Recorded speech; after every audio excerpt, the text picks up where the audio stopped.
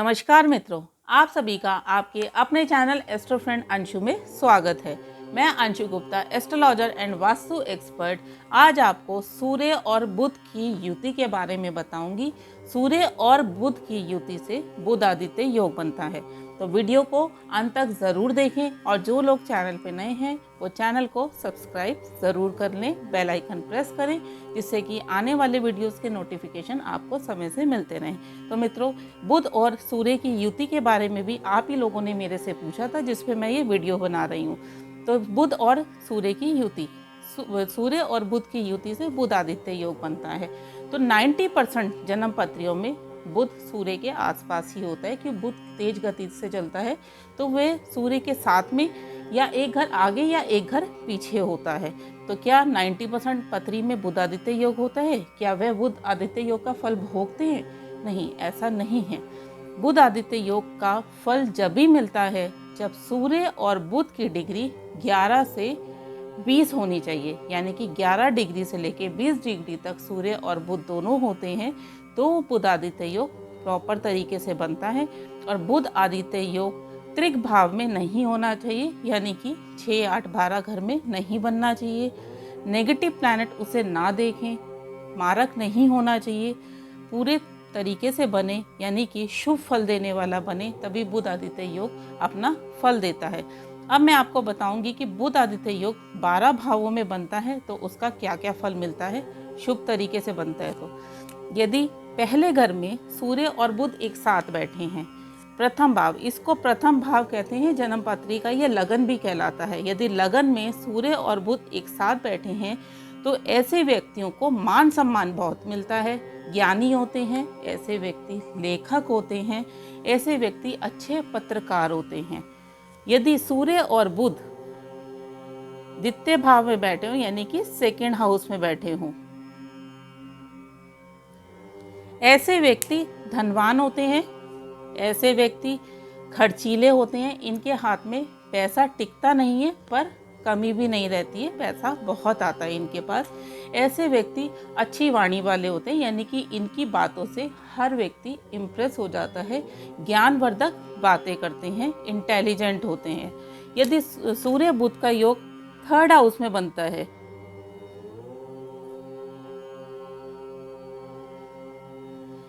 यदि सूर्य बुध का योग थर्ड हाउस में बनता है तो ऐसे व्यक्ति उच्च पद पर होते हैं, ऐसे व्यक्ति पुलिस में होते हैं, ऐसे व्यक्ति आर्मी में होते हैं, और ये व्यक्ति भी ज्ञानी होते हैं, इनको ज्ञान बहुत होता है, जिस फील्ड में होते हैं उस फील्ड का इनको नॉलेज बहुत होती है।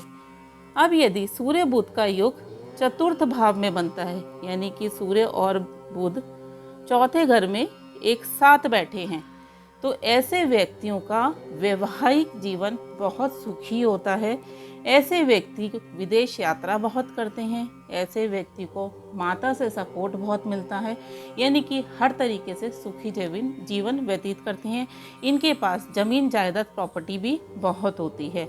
इनका व्यापार या नौकरी जिसमें भी होते हैं वो बहुत अच्छी होती है। नौकरी में होते हैं तो उच्च पद पे होते हैं, व्यापार होता है तो बहुत अच्छे स्केल पर इनका व्यापार होता है। अब यदि सूर्य और बुध पंचम भाव में एक साथ बैठे हैं, यानी कि ये बुध आदित्य योग पंचम भाव में बना है, तो ऐसे व्यक्तियों को पूर्वाभास होता है, यानी कि कोई भी घटना जो घटने वाली होती है उसके बारे में इनको पहले पता चल जाता है, इंट्यूशन होने लगती है।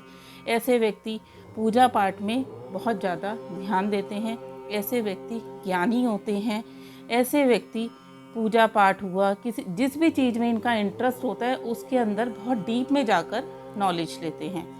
अब यदि सूर्य बुध का योग 6th हाउस में बन जाए, वैसे तो ये त्रिक भाव है, पर अगर इसमें बुध आदित्य योग बन जाता है और कोई भी नेगेटिव प्लैनेट इन्हें नहीं देख रहा है और ये मार्केश भी नहीं है, तो ऐसे व्यक्ति डॉक्टर होते हैं, ऐसे व्यक्ति जज होते हैं, ऐसे व्यक्ति अच्छे सलाहकार होते हैं, वकील होते हैं। तो ये ध्यान रखें कि ये त्रिक भाग में अगर बहुत अच्छे से बुध आदित्य योग बनता है तभी ये सब चीज़ें फलित होती है। अब यदि बुध आदित्य योग सप्तम भाव में बन जाए, यानी कि 7वें घर में सूर्य और बुध एक साथ बैठें, तो ऐसे व्यक्ति फेमस होते हैं, मान सम्मान इनका बहुत होता है। ऐसे व्यक्ति जिस भी पद पे होते हैं इनका बहुत नाम फैलता है, विदेश यात्रा होती है, विदेश योग होती है, पार्टनर इनको बहुत अच्छा मिलता है, वो भी बहुत ज्ञानी होता है। अब यदि बुध आदित्य योग अष्टम भाव में बन जाए, यानी कि सूर्य और बुध 8वें घर में एक साथ बैठ जाएं, तो ऐसे व्यक्तियों को पैतृक संपत्ति मिलती है, ऐसे व्यक्तियों को ससुराल पक्ष से सहायता मिलती है। ऐसे व्यक्ति एस्ट्रोलॉजर होते हैं, ऐसे व्यक्ति डीप नॉलेज लेते हैं, यानी कि वो जिस भी लाइन में होते हैं बहुत गहराई तक उस चीज़ का ज्ञान लेते हैं। इनको भी इंट्यूशन होती है, इनको भी पूर्वाभास होता है। अब यदि बुध आदित्य योग नवम भाव में बन जाए, जैसे कि आप जानते हैं कि नवम भाव ये भाग्य स्थान है, तो ऐसा व्यक्ति जिसका बुध आदित्य योग नवम भाव में बन जाए तो ऐसे व्यक्ति बहुत भाग्यशाली होता है, ऐसा व्यक्ति धार्मिक होता है, ऐसे व्यक्ति को पिता का पूर्ण सहयोग होता है। वे जिस भी काम में होते हैं पिता की पूरी सहायता, पूरा सहयोग मिलता है, तो ये बहुत अच्छा बुध आदित्य योग माना जाता है। अब यदि किसी की पत्री में सूर्य बुध 10th हाउस में यानी कि 10वें घर में एक साथ बैठ जाएं, तो ऐसे व्यक्ति पुलिस में होते हैं या उच्च अधिकारी होते हैं, सरकारी नौकरी होती है पर उच्च पद पर होते हैं। ऐसे व्यक्ति भी, इनके पास धन बहुत होता है, ज्ञानी होते हैं और अपने जीवन सुखी जीवन व्यतीत करते हैं। यदि बुध आदित्य योग 11th हाउस में बन जाए, यानी कि 11वें भाव में सूर्य और बुध एक साथ बैठ जाए, तो ऐसे व्यक्ति उच्च अधिकारी होते हैं, सट्टा खेलते हैं, अचानक इनको धन लाभ होता है, जो भी ये काम करते हैं उसमें इनको अचानक और अच्छा खासा धन लाभ होता है। जैसे प्रॉपर्टी डीलर्स भी आप कह सकते हैं या मीडिएटर भी कह सकते हैं कि कोई भी काम करना हो जिसमें इनका कोई पैसा नहीं लगता, किसी की चीज़ किसी को बेच देते हैं, बीच में अपनी कमीशन ले लेते हैं, तो कमीशन इनकी बहुत अच्छी होती है। अब यदि बुध आदित्य योग यानी कि सूर्य और बुध की युति 12th हाउस में हो जाए, यानी कि 12वें घर में हो जाए, तो ऐसे व्यक्ति विदेश में बहुत फेमस होते हैं, इनका विदेश में बहुत अच्छा काम होता है और ऐसे व्यक्तियों को भी पूर्वाभास होता है, यानी कि इंट्यूशन होती है। ऐसे व्यक्ति ज्योतिषी एस्ट्रोलॉजर्स भी हाई स्केल पर हो सकते हैं।